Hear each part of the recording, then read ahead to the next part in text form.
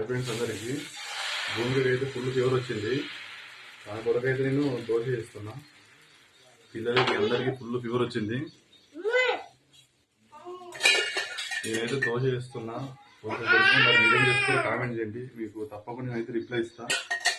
మీరు కూడా కొంచెం వర్షాకాలం అది కొంచెం అయితే అడుగులు జ్వరాలు పడుతుంటే కొంచెం కేర్ఫుల్ ఉండండి. వర్షం భూమిక కోసం అయితే చేస్తున్నా. తను అడిగినా ఏం కావాలంటే దోశ తింటా అన్నది.